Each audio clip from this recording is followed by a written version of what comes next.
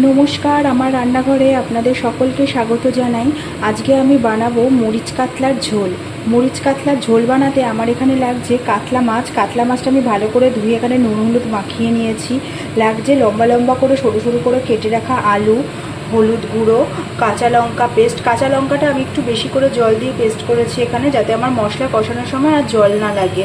এখানে আমি নিয়ে নিয়েছি একটা টমেটো, আছে নুন, এখানে আছে গোলমরিচ গুঁড়ো, এখানে আছে ফোড়নের জন্য কালো জিরে। প্রথমে আমি মাছটা ভালো করে ভেজে নেব, তার জন্য আমি কড়াতে তেল গরম করে নেব। এখানে আমার তেলটা গরম হয়ে গেছে, আমি দিয়ে দেব সামান্য একটু নুন এবং সামান্য একটু হলুদ। এবার আমি মাছগুলো ভেজে নেব।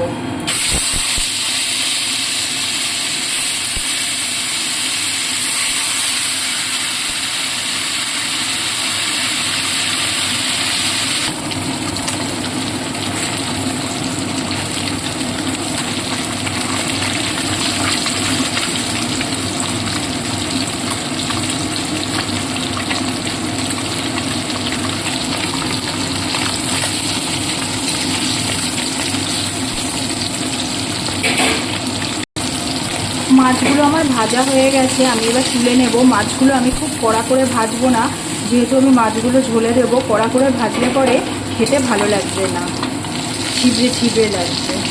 এরপরে আমি বাকি মাছগুলো সব ভেজে নেব।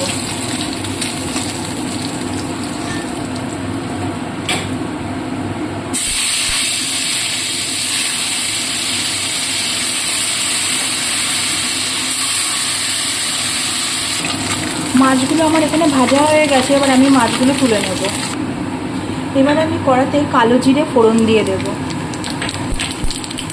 দিয়ে দেব আলুগুলো, দিয়ে দেব সামান্য পরিমাণে নুন, সামান্য পরিমাণে হলুদ দিয়ে এবার আলুগুলো ভালো করে ভেজে নেব।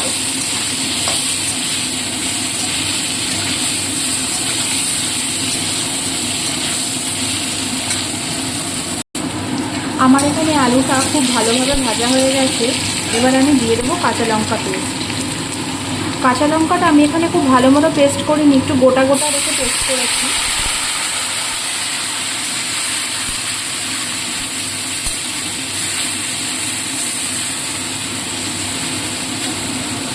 এবার আমি দিয়ে দেবো গোলমরিচ গুঁড়ো।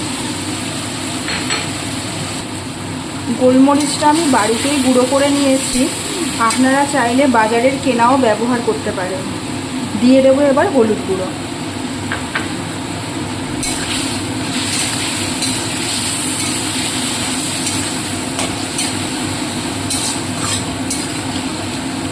এবারে আমি মশলাটা ভালো মতো একটু কষিয়ে নেব।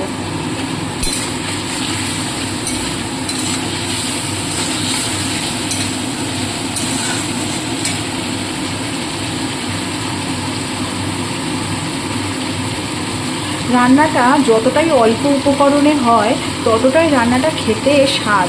আপনারা অবশ্যই বাড়িতে একবার হলেও বানাবেন, বানিয়ে আমায় কমেন্ট করে জানাবেন আপনাদের কেমন লাগলো।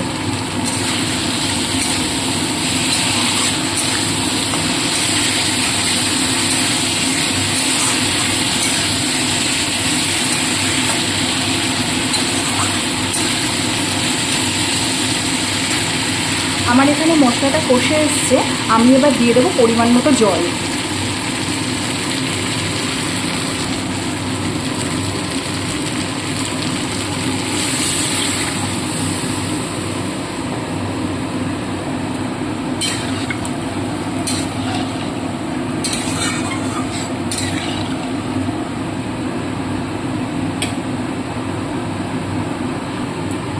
আমি এবার দিয়ে দেবো এখানে স্বাদ মতো নুন। ঝোলটাকে আমি ফুটতে দেব। ঝোলটা আমার এখানে ফুটতে শুরু করেছে, এবার আমি দিয়ে দেবো ভেজে রাখা মাছগুলো।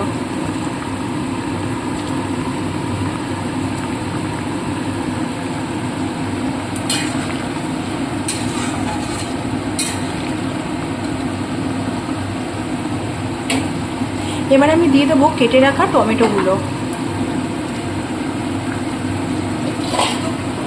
এবারে আমি একটু ঢাকা দিয়ে দেবো কিছুক্ষণের জন্য।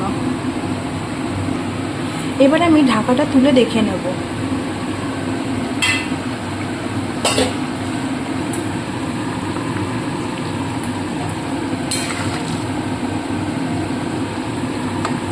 আলুটা আমার সেদ্ধ হয়ে গেছে। যেহেতু আমার পুরোটা রান্না এখানে মরিচের ওপর ডিপেন্ড করে করা হয়েছে, সেহেতু আপনারা মানে মরিচের পরিমাণটা বুঝে দেবেন। আপনাদের মাছের পরিমাণ যতটা থাকবে আপনারা সেই পরিমাণ বুঝে আপনারা মরিচ দেবেন, যেহেতু রান্নাটা একটু ঝাল ঝাল খেতে হয়। আমি এখানে 4টে কাঁচা লঙ্কা নিয়েছিলাম আর 1.5 চামচ মতো গোলমরিচের গুঁড়ো নিয়েছিলাম। আপনারা যে যেমন পরিমাণ ঝাল খাবেন আপনারা সেই পরিমাণ মতো এখানে ঝালটা দিতে পারেন। আমার রান্নাটা এখানে হয়ে এসছে, আমি এবার নামিয়ে নেব। আমার এই রান্নাটি যদি আপনাদের ভালো লাগে তাহলে লাইক কমেন্ট শেয়ার করতে ভুলবেন না। আর প্রতিদিনের এরকম ঘরোয়া রান্নার রেসিপি পেতে আমার পেজটিকে ফলো করে দেবেন। আমার এখানে মরিচ